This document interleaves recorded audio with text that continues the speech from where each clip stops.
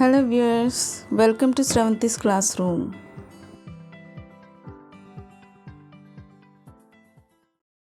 మనలో చాలామంది ఇంట్లో కరెంటు పోయినప్పుడు షాడోకి మాడే ఉంటారు. ఈ పిక్చర్లో చూపించినట్టు టార్చ్ లైట్ మన వైపు వేసినప్పుడు మన ఇమేజ్ గోడ మీద పడుతూ ఉంటుంది. టార్చ్ లైట్ దూరంగా జరుగుతుంటే మన షాడో చిన్నగా అయిపోతుంది, దగ్గరగా జరిగితే షాడో పెద్దగా కనిపిస్తుంది కదా. సో లైటింగ్ పడే డైరెక్షన్ మీద షాడో డైరెక్షన్ కూడా డిపెండ్ అయి ఉంటుంది. అలాగే సన్ ఎలా ట్రావెల్ చేస్తుందో అక్కడ ఉన్న ఆబ్జెక్ట్స్ లేదా ట్రీస్ యొక్క షాడో డైరెక్షన్ కూడా అలాగే ఉంటుంది. ఇక్కడ ఈ వీడియోలో చూస్తే ఇదొక బిల్డింగ్ బ్లాక్.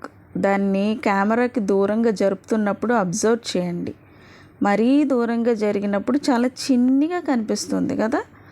అదే బ్లాక్ని ఇంకొంచెం దగ్గరికి వెళ్తుంటే ఆ ఇమేజ్ కొంచెం క్లారిటీగా క్లియర్గా కనిపిస్తుంది. అలాగని మరీ క్లోజ్గా వెళ్ళినప్పుడు చూడండి, ఆ ఇమేజ్ అనేది ఎన్లార్జ్ అవుతుంది. ఇంకా దూరం తీసుకెళ్తే అసలు అది బ్లాక్ అయినా ఇంకేమన్నా అనిపిస్తుంది. ఏదైనా ఒక ఆబ్జెక్ట్ని లెన్స్లో నుంచి మనం చూసినప్పుడు ఆ ఇమేజ్ యొక్క క్వాలిటీ లేదా ప్రాపర్టీస్ ఆబ్జెక్ట్కి లెన్స్కి మధ్యలో ఉన్న డిస్టెన్స్ అనే ఫ్యాక్టర్ మీద డిపెండ్ అయి ఉంటుంది. మనకి ఫోకస్ గురించి తెలుసు కదా. ఫోకస్ అంటే ఎక్కడైతే లైట్ రేస్ అన్నీ మర్జ్ అవుతాయో ఆ పాయింట్ని ఫోకస్ పాయింట్ అని అంటామని చెప్పుకున్నాము. అయితే లెన్స్కి ఫోకస్ పాయింట్ ఒకటి కాదు, రెండు ఉంటాయి. ఎందుకంటే లెన్స్ అనేది ఒక transparent material. So we can see through either sides, అంటే రెండు వైపుల నుంచి కూడా మనం దాన్ని చూడవచ్చు కదా. సో ఫోకల్ పాయింట్ అనేది ఏదో ఒకవైపు ఉండదు, టూ సైడ్స్లో ఉంటుంది, right. So for hour convenience I will put names like F1 and F2.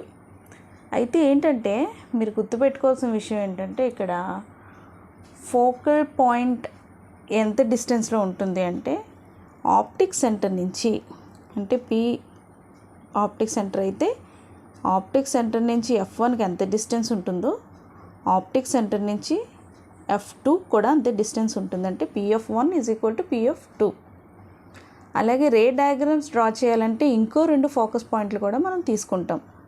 Okay, అవి ఏంటంటే దానికి నేమ్స్ పెడదాము. ఏంటంటే 2F1 అండ్ 2F2, రైట్. ఈ 2F1 2F2 ఏంటంటే ఇవి కూడా ఆప్టిక్ సెంటర్ నుంచి ఈ 2F1 వరకు ఎంత డిస్టెన్స్ ఉందో ఆప్టిక్ సెంటర్ నుంచి 2F2 వరకు అంతే డిస్టెన్స్ ఉంటుంది, ఫర్ ఎగ్జాంపుల్.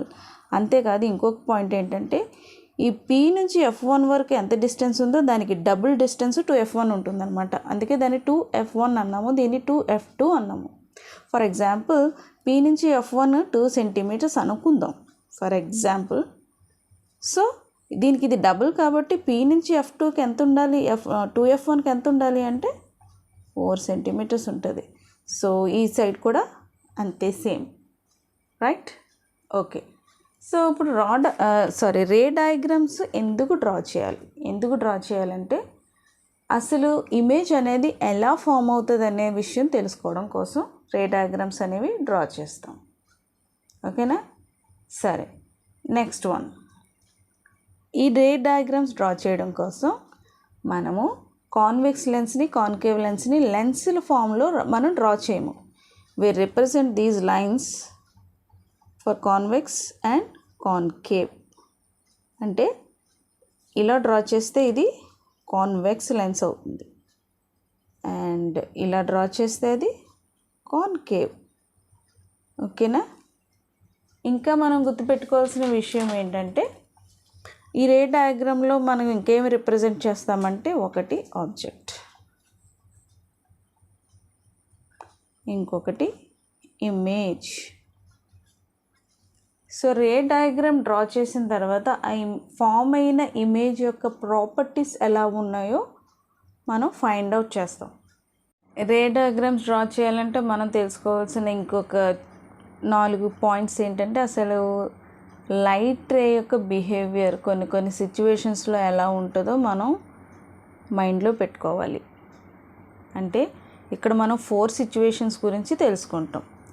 ఫస్ట్ సిచ్యువేషన్ వచ్చేసి ఒకవేళ లైట్ రే కనుక through the optic centre and through the principal axis వెళ్ళినప్పుడు అది ప్రిన్సిపల్ యాక్సిస్తో ఈక్వల్గా లేదా ప్యారలల్గా ట్రావెల్ చేస్తుంది. అది కాన్వెక్స్ లెన్స్ కావచ్చు, కాన్కేవ్ లెన్స్ కావచ్చు.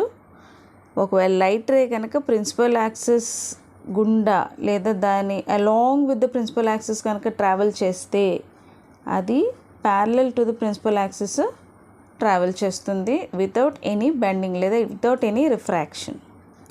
సెకండ్ సిచ్యువేషన్ వచ్చి when the ray passing through the optic centre in any direction. నేను ఇక్కడ ఒకే డైరెక్షన్స్ రిప్రజెంట్ చేశాను, కానీ ఏ డైరెక్షన్లోనైనా సరే ఆప్టిక్ సెంటర్ నుంచి ఒక లైట్ రే కనుక ట్రావెల్ చేస్తే కనుక అది స్ట్రైట్గానే ట్రావెల్ చేస్తుంది వితౌట్ ఎనీ రిఫ్రాక్షన్. అంటే ఈ రెండు కండిషన్స్లో, ఈ రెండు సిచ్యువేషన్స్లో కూడా లైట్ రే అనేది రిఫ్రాక్ట్ అవ్వదు. ఓకేనా.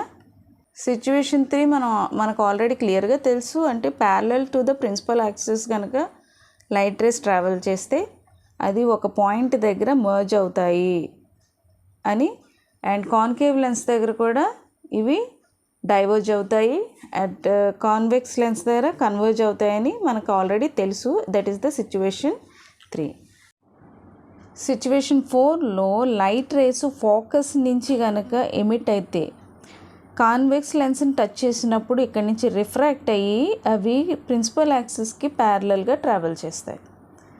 And at the same time ఇక్కడ కాన్కేవ్ లెన్స్ దగ్గర కూడా లైట్ రేస్ ఎమిట్ చేసినప్పుడు ఫోకస్ నుంచి ఇవి కూడా రిఫ్రాక్ట్ అయ్యి ప్రిన్సిపల్ యాక్సిస్కి ప్యారలల్గా ట్రావెల్ చేస్తాయి. అయితే లైట్ రేస్ ఇక్కడి నుంచి ఇలా ఎమిట్ అయ్యాయి, ఇక్కడి నుంచి ఇలా ఎందుకు ఎమిట్ అయినాయి అంటే ఇది కాన్కేవ్ లెన్స్.